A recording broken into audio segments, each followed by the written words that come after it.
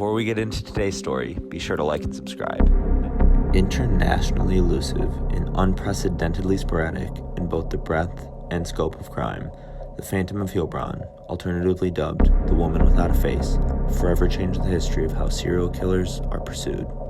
Credited with over 40 crimes, 6 of which included murders, the Phantom of Heilbronn's malevolent spree spanned throughout Germany, Austria, and France, prompting an international pursuit that lasted for over 15 years, ranging from 1993 to 2009. The Woman Without a Face baffled international law enforcement, as she had never been consistently described by her victims, nor had she allowed herself to be caught on security monitors or in any photographs. In some instances, despite the overwhelming DNA profile that had been compiled over the years, convincing authorities that the crimes had in fact been committed by a female, a number of victims described the faceless woman as a man.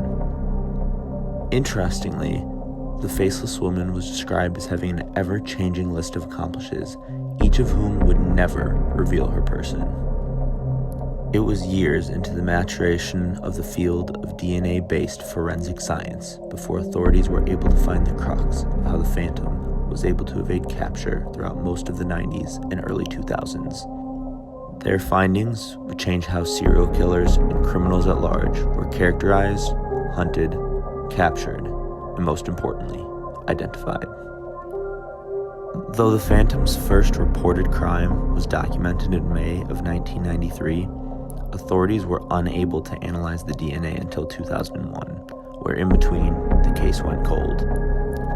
However, in 2001, it was assessed that the killer had left DNA on a lone cup next to the body after the killing of a 62-year-old woman in Germany.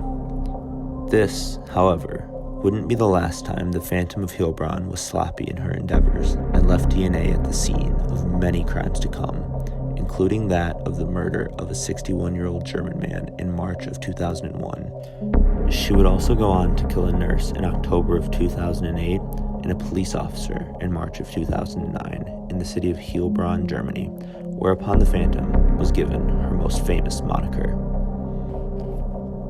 Curiously, the Phantom's modus operandi in carrying out these murders varied greatly in distance, victim type, and method. In actuality, had it not been for the DNA evidence linking them, it is unlikely that authorities would have ever attributed these crimes to the same perpetrator. Internationally, the Phantom's DNA was found on a pistol used to rob gemstone traders in France, stolen vehicles and motorcycles in Austria and Upper Austria, as well as a number of petty German crimes, including burglary and property destruction. Authorities had a DNA profile for a perpetrator of these varying crimes, yet they were still unable to identify the rationale or motivation behind these crimes, nor had they been able to capture a visual of the faceless woman. By 2009, as the crimes of the Phantom continued to compound, the bounty for her capture had arisen to 300,000 euros as police neared desperation for any break in the case. In March of 2009, the case caught an unexpected break. The body of a burned person seeking asylum in France was discovered. The autopsy revealed something shocking: the DNA of the faceless woman. It seemed at this point as if, by pure coincidence, the police had caught the notorious serial killer attempting to escape to a new country and continue her spree of violence.